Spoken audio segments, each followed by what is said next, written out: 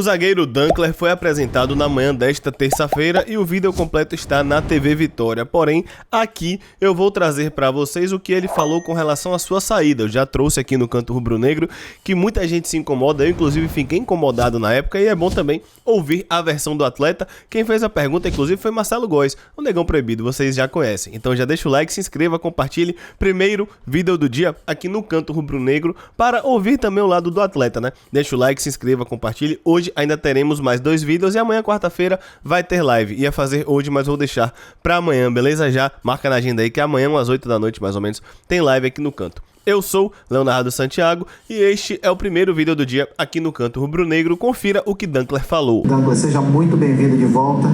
E como se deu a sua saída no passado, né? Você saiu daqui, foi para o Botafogo, a torcida achou muito estranho, pois via um potencial absurdo da sua parte, né? Tecnicamente falando. Queria que você aproveitasse esse momento e explicasse para a nossa torcida. Então, quando nós fomos para a competição na Alemanha, e quando voltei da Alemanha, eu tive 3 propostas. Tive uma proposta do Bayer Leverkusen, eu tive uma proposta do Sport de Portugal e tive uma proposta do Real Sociedade da Espanha.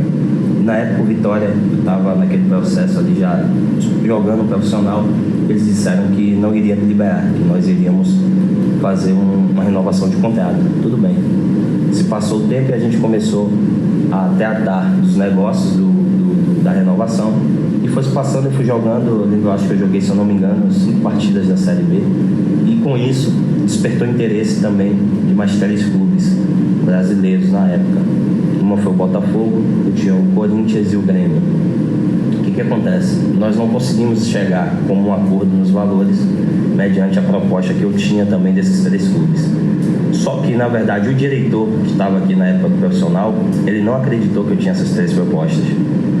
E dificultou na questão dos valores, nós não conseguimos chegar a um acordo. Sendo que na época, para eu renovar aqui, eu não vou falar de valores, mas eu vou falar de quanto eu abri mão na época de 30 mil do valor que eu ia receber lá para poder permanecer aqui.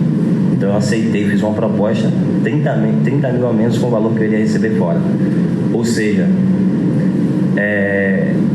o diretor da base na época, que eu tenho um carinho enorme, todas as pessoas da base que me conhecem, sabia da minha conduta, da minha postura, sempre que eu tive com o clube, ele sabia da proposta que eu tinha. Então ele entrou também na negociação para tentar ajudar e resolver. Eu lembro como hoje que na época ele veio com retorno dizendo que o diretor obviamente não aceitaria a contraproposta que eu fiz, até porque ele achava que eu estava tentando ludibriar o clube, que eu não tinha essas propostas. E meu empresário na época morava no Rio, então a decisão, quando eu fiz a escolha, antes de não renovar com o Vitória, de ir para o Rio, foi muito por ele estar lá também, e o clube do Botafogo na época que estava em ascensão ali, né? Tinham sido, enfim. E eu lembro que quando chegou o contrato em minha mão, eu liguei para o diretor da base, eu falei com ele, Epifânio, não é nem para ter citado o nome, mas já foi, o contrato chegou em minha mão, o pré-contrato. Se nós não conseguimos chegar a um acordo, eu preciso, até porque minha esposa tinha terminado de ter um bebê na época e eu precisava renovar. Ele fez, né, eu vou voltar, vou tentar, vou dar o meu máximo que eu puder de teu retorno. E nisso, o diretor do Vitória, muito arrogante na época, ele até se retirou da negociação, porque ele e meu pai tiveram uma discussão e ele foi muito arrogante na época. E meu pai disse que não negociaria mais com ele presente, né? Então o Epifânio ficou fazendo essa ponte juntamente com o presidente e com esse diretor. E ele, mais uma vez, negou. O pré-contrato chegou e eu mais uma vez liguei e falei, o pré-contrato está em minha mão. Se nós não conseguimos chegar com um acordo, eu vou ter que assinar esse pré-contrato. E o retorno foi negativo da volta, né, do diretor. Então não conseguimos entrar em um acordo. Assinei o pré-contrato, no outro dia saiu a matéria que eu assinei o pré-contrato. Aí o clube quis dar o valor a qual eu estava pedindo. Ou seja, só que eu tinha um pré-contrato, tinha um valor de uma multa que era muito alto. Eu não tinha o valor da multa e não ia pagar uma multa. Então o que acontece? O Vitória na época me afastou, eu tinha idade de junho ainda, baixou para o júnior, eu fiquei no júnior, e depois que eu completei a idade profissional, eu fiquei vindo em horários diferentes, ou seja, eu passei 1 ano sem jogar.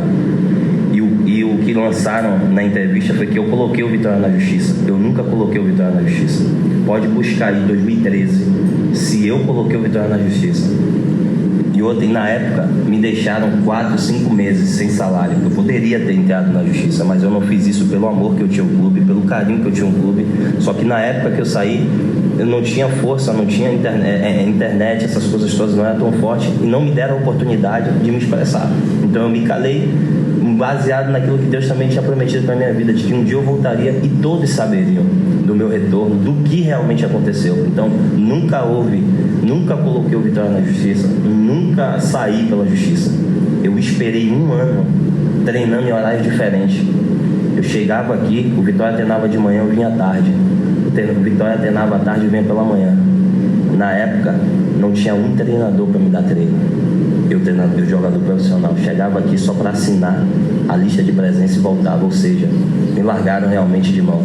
E eu nunca disse nada, eu nunca me expus, eu nunca falei nada. E quando eu saí, ainda disseram que eu saí colocando o Vitória na justiça. Eu nunca fiz isso. Pode buscar, se tem algum processo meu contra o Vitória, vocês não vão encontrar. Então hoje, eu fico com a minha consciência tranquila para os torcedores a qual me criticavam, a qual não sabiam da verdadeira história. Esta é a real história. Os diretores que estavam aqui na época da base sabem, e alguns que estão aqui no profissional também sabem dessa verdadeira história. Então assim, eu fiz de tudo, abri mão de valores para ficar aqui. Eu queria estar aqui porque eu tenho um amor pelo clube, um carinho, uma intimidade, né, com o clube, e eu queria estar. Eu fiz tudo realmente que eu podia. A diretoria na época não acreditou que eu tinha propostas, ou seja, quando eu assinei o pré-contrato, eles queriam pagar o valor, só que já era muito tarde. Então foi o que aconteceu.